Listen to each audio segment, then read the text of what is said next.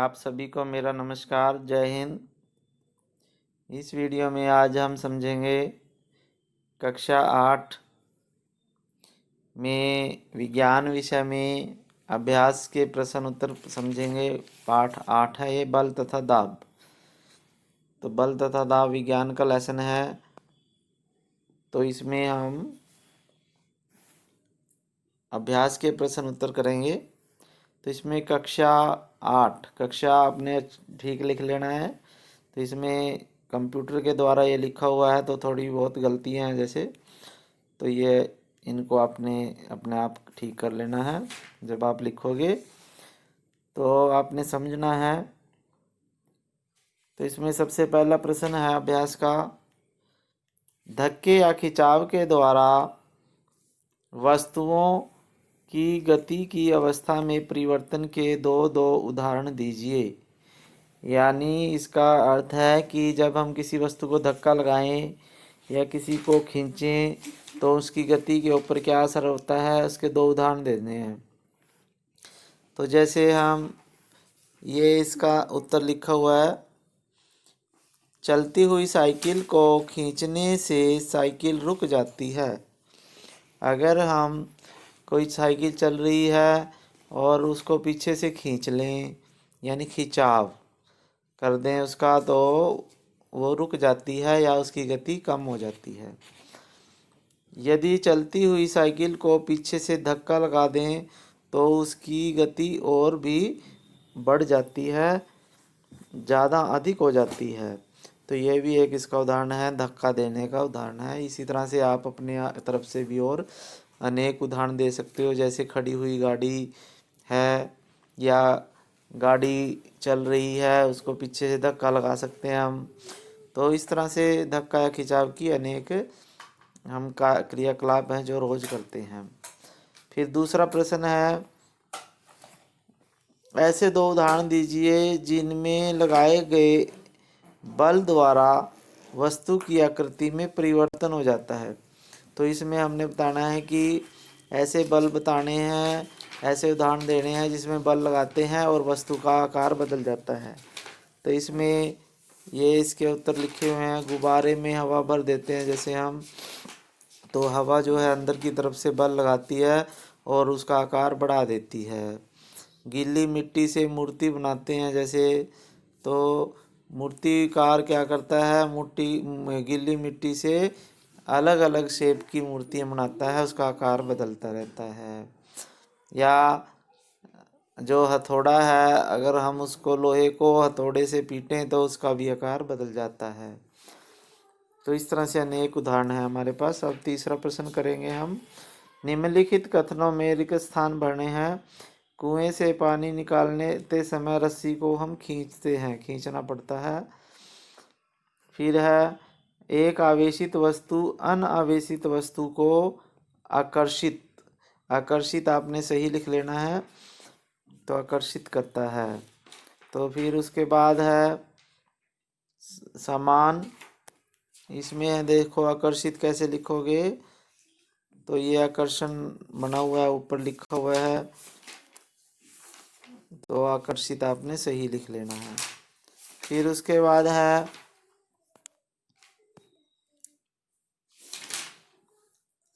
एक आवेशित वस्तु अनावेशित वस्तु को आकर्षित करती है। यानी जब एक आवेशित वस्तु हो, एक अनावेशित हो, तो वो एक दूसरे को अपनी तरफ खींचती हैं।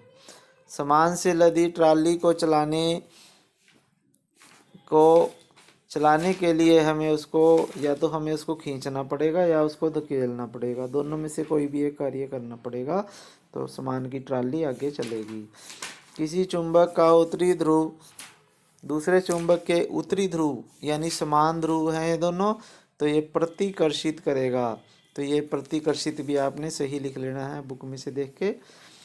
फिर उसके बाद है चौथा प्रश्न, एक धनुर्धर लक्ष्य पर निशाना साधते हुए धनुष को खींचता है, तब वह तीर को छोड़ता है तो लक्ष्य की ओर बढ़ने लगता है तीर।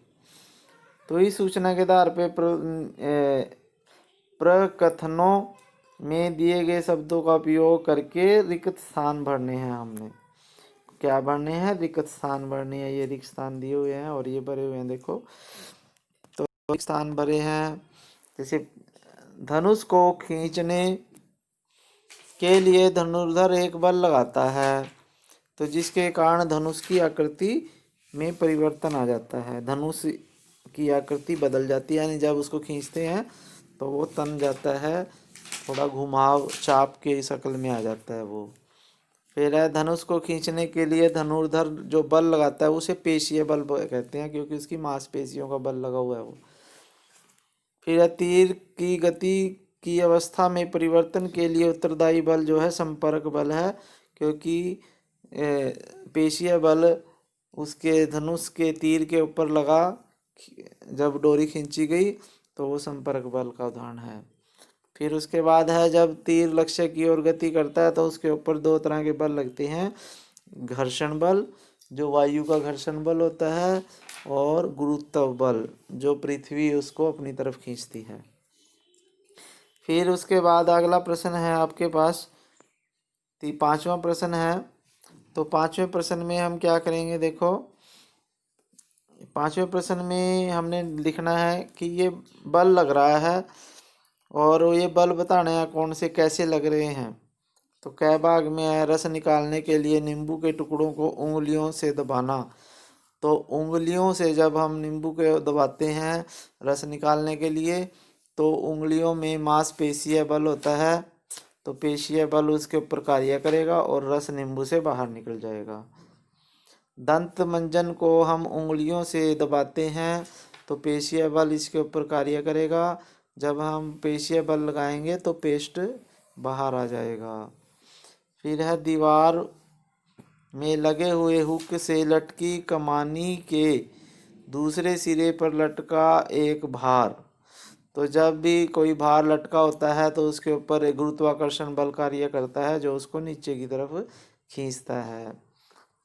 ऊंची कूद मारने के लिए लगाने के लिए एक खिलाड़ी द्वारा निश्चित ऊंचाई की छड़ को पार करना, तो इसमें पेशीय बल लगता है। जब भी कोई कूद लगाते हैं या दौड़ते हैं भागते हैं तो उसमें पेशीय बल कार्य करता है। छठे का उत्तर करना। अपने एक औजार को बनाते समय कोई लोहार लोहे के गर्म टुकड़े को हथौड़े से पीटता है, तो पीटने के कारण लगने वाला बल लोहे के टुकड़े को किस प्रकार प्रभावित करता है? तो लोहे को जब हम हथौड़े से पीटेंगे तो उसके ऊपर पेशीय बल लगेगा और वो बल जो लोहे का टुकड़ा है उसकी आकृति में परिवर्तन कर देगा और उसको चपटा कर देता है, उसकी चादर बना देता है, तो उसका आकार बदल जाता है। फिर है सातवां प्रश्न। एक फुलाए हुए गुब्बारे को संश्लेषित कपड़े से रगड़कर दीवार पर दबाया गया, तो यह देखा गया कि गुब्बारा दीवार से चिपक गया। तो दीवार गुब्बारे के बीच में आकर्षण के लिए उत्तरदायी बल क्या है? तो ये है इसमें आवेश उत्पन्न हो जाते हैं जब भी हम गुब्बारे को संश्लेषित कपड़े से साथ रगड़ते हैं, तो इसके गुब्बारे के ऊपर आवेश आ जाते हैं और दीवार पे आवेश नहीं होते। और हमने अभी पढ़ा है कि जब एक आवेशित वस्तु अनावेशित वस्तु की तरफ जाती है तो वो आकर्षित करती है, तो इसलिए इसे हम आवेशित बल कहेंगे। या इसमें जो आवेशित वस्तु है वो गुब्बारा वो दीवार के साथ चिपक जाता है। फिर उसके बाद है हमारे पास आठवां प्रश्न।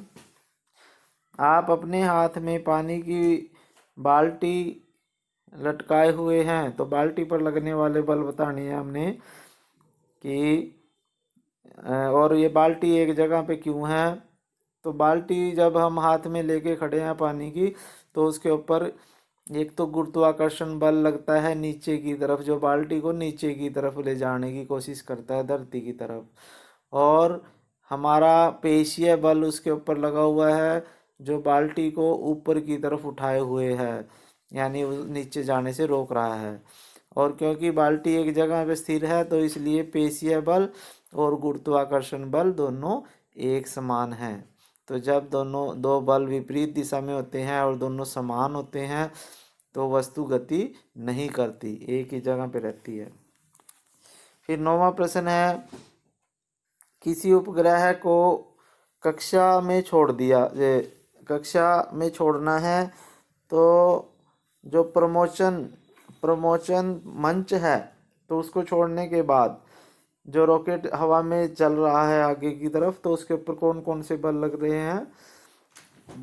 तो रॉकेट के ऊपर एक तो घर्षण बल लग रहा है, जो वायुमंडल में गैसें होती हैं उसके रास्ते में, क्योंकि वो उनके बीच में से गुजरेगा तो वहाँ पे घर्षण बल लगेगा।